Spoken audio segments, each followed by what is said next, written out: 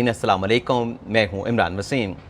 नाज़रीन, supreme court of Pakistan से एक बड़ी ख़बर, एक बड़ी डेवलपमेंट हुई है, जिस खदशे का आप नाजरीन से हमने कल के वीलॉग में इजहार किया था कि ये जो 7 रुकनी बेंच है जो सिविलियन के कोर्ट मार्शल के खिलाफ मुख्तलिफ दरख्वास्तों पर समाअत कर रहा है, इस बेंच पे आज एतराज़ उठाया जा सकता है।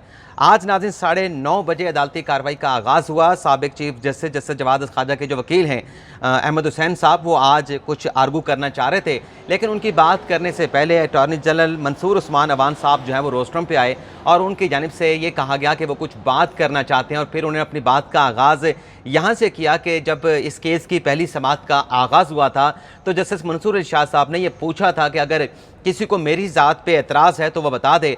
तो मंसूर उस्मान अवान साहब ने कहा कि मैं आज भी अपनी उस बात के ऊपर कायम हूँ। बतौर अटॉर्नी जनरल मुझे मंसूर अली शाह साहब पे कोई एतराज़ नहीं, वो बेंच में बैठे हैं, मुकदमा सुने, मेरी ज़ात की हद तक कोई एतराज़ नहीं। लेकिन वफाकी हुकूमत की तरफ से जो है वो एतराज़ उठाया गया है कि जस्टिस मंसूर अली शाह साहब जो हैं, क्योंकि एक दरख्वास्त गुजार जो मुख्तलिफ पटिशनर इस केस में आए हैं, एक दरख्वास्त गुजार उनके रिश्तेदार हैं, उनके करीबी अजीज़ हैं जो कि जवाद ख्वाजा हैं, तो लिहाजा उन्हें जैसे जो मंसूर अली शाह साहब हैं, वफाकी हुकूमत का एतराज़ है कि ये मुकदमा मंसूर अली शाह साहब ना सुने, वो बेंच से ख़ुद को अलग कर लें। मंसूर अली शाह साहब ने कहा कि जब मैंने पहले दिन यह कहा था कि किसी को एतराज़ है तो बता दें, अब आप वाज़े तौर पर बताएं। जजेस का कोड ऑफ कंडक्ट बड़ा वाज़े है, उसका आर्टिकल 4 है जिसमें कहा गया है कि आप अपने करीबी अजीज़ का मुकदमा नहीं सुन सकते। आर्टिकल 12 भी है कोड ऑफ कंडक्ट का। तो किसने एतराज़ उठाया है? तो अटॉर्नी जनरल ने कहा कि मैं तो बतौर अटॉर्नी जनरल अपनी पोजीशन वाज़े करता हूँ, मेरा कोई एतराज़ नहीं है, मैं आज भी अपनी बात के ऊपर कायम हूँ। लेकिन वफाकी हुकूमत जिन्हें आपने नोटिस किया था, उनकी तरफ से जो एतराज़ मुझे दिया गया, जो मुझे हदायत दी गई, वो मैं इस 7 रुकनी बेंच को पहुँचा रहा हूँ, बता रहा हूँ कि वफाकी हुकूमत का ये कहना है कि जस्टिस मंसूर अली शाह साहब को अपने रिश्तेदार का मुकदमा नहीं सुनना चाहिए, वो खुद को बेंच से अलग कर लें। इसके बाद नाज़रीन जो चीफ जस्टिस साहब थे, उनकी जानिब से शदीद बरमी का इजहार किया गया। उन पर चेहरे के ऊपर जो है वो गुस्से के एहसास, बरमी के एहसास बड़े वाजे थे और कमरा अदालत में मुकम्मल तौर पे पिन ऑफ ड्रॉप साइलेंट था, क्योंकि ये तो एक्सपेक्ट किया जा रहा था, जैसा कि हमने आपको कल बता दिया था कि ये एतराज़ उठेगा। लेकिन हम ये एक्सपेक्ट कर रहे थे कि ये एतराज़ जो वज़ीर आज़म का वकील आएगा, जो वज़ारत दाखिला का वकील आएगा, वज़ारत दिफा का वकील आएगा, वो वकील आके ये एतराज़ उठाएगा। लेकिन ये एतराज़ जो है आज वफाकी हुकूमत का जो है वो अटॉर्नी जनरल साहब ने आके कमरा अदालत में इसका इजहार कर दिया। और आज ना फ़रोग नसीम साहब कमरा अदालत में थे, ना इरफान कादिर साहब थे और ना ही शाह खाबर साहब मौजूद थे। तो जब ये एतराज़ उठा तो चीफ जस्टिस साहब ने उनसे कहा कि ये जो आप एतराज़ उठा रहे हैं, यानी वफाकी हुकूमत की तरफ वो नाम लिए बगैर मुखातिब थे चीफ जस्टिस साहब, कि आपकी कोई चॉइस का या आपकी पसंद का मामला नहीं हो सकता। सबसे पहले तो आप ये बताएं कि किस बुनियाद के ऊपर आप जो है ये जज के ऊपर एतराज़ उठा रहे हैं। तो अटॉर्नी जनरल ने कहा कि वो तो मंसूर अली शाह साहब खुद कह चुके हैं कि उनका करीबी अजीज़ जो है इस केस में पटिशनर है। तो ये चीफ साहब ने फिर पूछा कि क्या ये तासुब का मबनी आपका कोई एतराज़ है या मफादात के टकराव का कोई एतराज़ है? जिस पर अटॉर्नी जनरल साहब ने कहा कि कोड ऑफ कंडक्ट जो है उसके मुताबिक तो ये मफादात का टकराव का मामला भी बनता है। इसके बाद नाज़रीन चीफ साहब ने कुछ और रिमार्क्स भी दिए। मैंने यहाँ तक मुकदमा सुना, मुझे फौरी तौर पे आकर रिपोर्ट करना था। इसके बाद जो मेरे पास फीड है वो फीड नाज़रीन मैं आपके साथ शेयर करने जा रहा हूँ, लेकिन वो भी मुख्तलिफ रिपोर्टर्स ने जो टीवी चैनल्स पे दी है उससे हट के भी बहुत सारी इंफॉर्मेशन हैं। एक नाज़रीन इसमें यह कहा गया, यानी मंसूर अली शाह साहब ने एतराज़ सुनने के बाद खुद को बेंच से अलग कर लिया, बेंच टूट गया, अब नया 6 रुकनी बेंच बनेगा। पॉसिबिलिटी इसी बात की है क्योंकि अगर इसमें एक जज के अलग होने के बाद कोई नया जज शामिल करेंगे तो मुकदमा नए सिरे से सुनना पड़ेगा। तो जस्टिस बंदियाल साहब की अगर रिसेंट पास में प्रैक्टिस देखें तो वो नया जज शामिल नहीं करते, जो जज छोड़ जाता है उसके बाद जो बाकी बेंच बनता है उस पर मबनी बेंच तश्कील दे देते हैं। तो 11 बजे दोबारा से इस मुकदमे की कार्रवाई का आगाज़ होगा। लेकिन जब यह एतराज़ उठाया जा रहा था तो चीफ जस्टिस साहब ने कहा कि अदालत ने पहले भी तहम्मुल का मुज़ाहरा किया, अदालत के फैसलों पर अमल इखलाकी जिम्मेदारी है। यानी अदालत ये कह रही है कि अदालत का जो फैसला होता है उस पर फैसला पर अमल दरामद करना इखलाकी जिम्मेदारी इदारों की होती है। हमारे पास फैसलों पर अमल के लिए कोई छड़ी नहीं। यहाँ पे नाज़रीन छड़ी का लफ्ज़ इस्तेमाल किया गया और छड़ी किन के पास होती है? छड़ी बूट वालों के, जो बूट पहनते हैं उनके पास होती है। तो ये चीफ साहब ने गालिबन जो रिमार्क्स फेंका है या रिमार्क्स दिया है, इसमें उनका जो इशारा था, जो टारगेट था, वो कंट्रोल टावर वाले थे, वो एस्टेब्लिशमेंट वाले थे। तो चीफ साहब ने कहा कि हमारे पास फैसलों पर अमल के लिए कोई छड़ी नहीं। बहुत से आगे ये बात जो मैंने कही कि इशारा कंट्रोल टावर की तरफ था, अगले टिकर में ये बात और वाज़ेह हो जाती है जहाँ चीफ साहब ने यह फरमाया कि बहुत से लोगों के पास छड़ी है लेकिन उनके पास इखलाकी अथॉरिटी नहीं है। ये बात बिल्कुल ठीक है, मैं इसके साथ कुछ देर के लिए एग्री कर लेता हूँ कि उनके पास इखलाकी अथॉरिटी नहीं होगी। लेकिन यहाँ पे फिर सवाल पूछने वाले ये भी पूछेंगे क्योंकि फिर सवाल पूछना तो बनता है ना कि अगर ये अखलाकी अथॉरिटी उनके पास नहीं है जिनके पास छड़ी है, तो जो अपना मुकदमा खुद सुने, अपने अख्तियारात से मुतल्लिक केस हो और ख़ुद ही बेंच में बैठ के आप केस सुने और उस कानून को भी सस्पेंड कर दें जो आपके अपने अख्तियारात के हवाले से है, जो कि आपने अपने साथी जजेस के साथ शेयर करने थे, तो क्या वहाँ पे इखलाकी अथॉरिटी थी कि आप वो अपना मुकदमा सुनते, उस बेंच का हिस्सा बनते? और फिर वो ऑडियो कमीशन वाला भी मामला, उसमें भी डायरेक्टली इनडायरेक्टली आपकी ज़ात का मामला था, आपके अजीज़ों का मामला था, आप उस बेंच में बैठे, आपने उस बेंच में बैठ के कमीशन को कार्रवाई से रोक दिया। तो फिर पूछने वाले ये सवाल भी पूछेंगे कि वहाँ पे इखलाकी अथॉरिटी कहाँ पे थी? वहाँ पर भी कोड ऑफ कंडक्ट का मामला था, कोड ऑफ 4 सामने आता था, आज तक ऑडियो कमीशन के खिलाफ एतराज़ात पे फैसला महफूज है। अब देखें ना, उस ऑडियो कमीशन के अंदर फैसला महफूज हुए कितने दिन हो चुके हैं?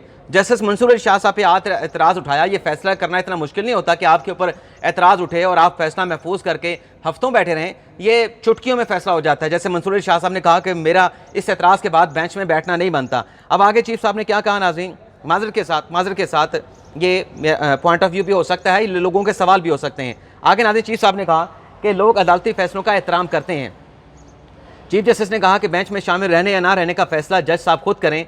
मंसूर अली शाह साहब ने कहा कि मेरा ख्याल है कि एतराज़ के बाद मेरा अब इस बेंच में शामिल रहना या बेंच में बैठना जो है वो नहीं बनता। इसके बाद बेंच उठ के चला गया, लेकिन बेंच में जाने से पहले कुछ और चीज़ें भी हैं।